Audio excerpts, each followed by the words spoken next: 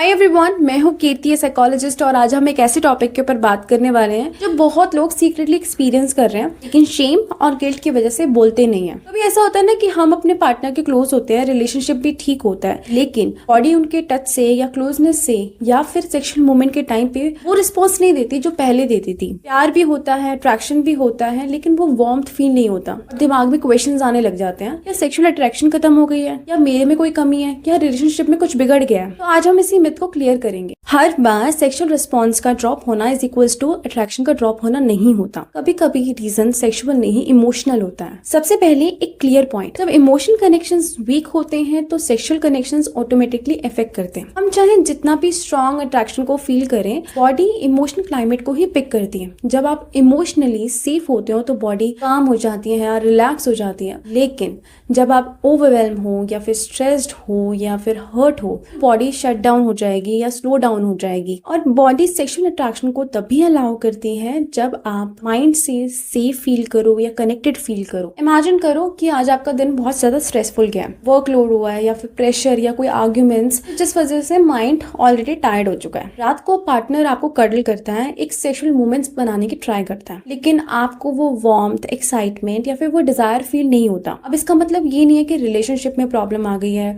Sexual attraction खत्म हो गया है। इसका मतलब ये है कि माइंड हैवी है, और जब माइंड हैवी होता है बॉडी ऑटोमेटिकली पोज मोड में चली जाती है। और बॉडी कोई स्विच नहीं है, वो इमोशनल वेदर के अकॉर्डिंग ही रिएक्ट करती है। बॉडी का काम होता है प्रोटेक्ट करना, और सेक्सुअल कनेक्शन के टाइम पे बॉडी दो चीजों को सबसे ज्यादा सीरियसली लेती है, एक इमोशनल सेफ्टी, दूसरा comfort.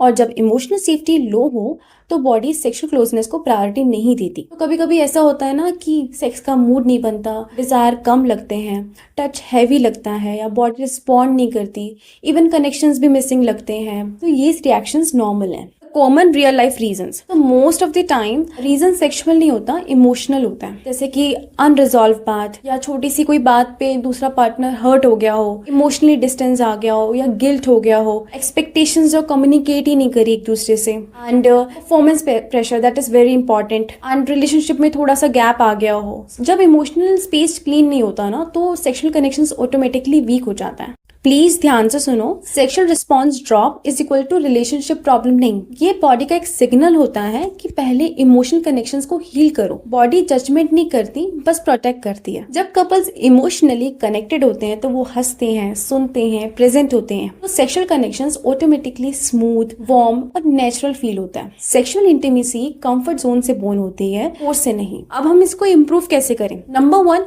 Clear communication. Sexual expectations, feeling, hesitant, तो सॉफ्टली बात करो। Emotional clarity is equals to sexual comfort. Number 2, presence दिखाओ। आपके पार्टनर को फील होना चाहिए that you are mentally there, not distracted.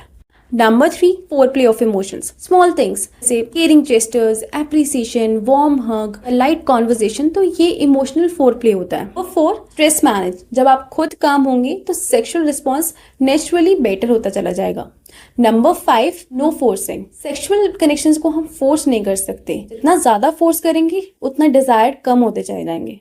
अगर आपको लग रहा है कि आपकी सेक्सुअल क्लोजनेस या रिस्पॉन्स कम हो गया है, प्लीज अपने आप को ब्लेम मत करो। आप बिल्कुल नॉर्मल हो और ये कोई प्रॉब्लम नहीं है। एक बॉडी आपको इमोशनल मैसेज भेज रही है। जब इमोशनल कनेक्शंस सॉफ्ट होता है तो फिर बॉडी या हर्ट या सेक्सुअल डिजायर्स ऑटोमेटिकली या नेचुरली ओपन हो जाते हैं। अगर आप चाहते हो कि मैं सेक्सुअल इंटीमेसी या इमोशनल फोरप्ले या क्लोजनेस को बिल्ड करने के प्रैक्टिकल टूल्स के बारे में वीडियोस बनाऊं, then do let me know in the comment section. Till then, take care and see you in the next video.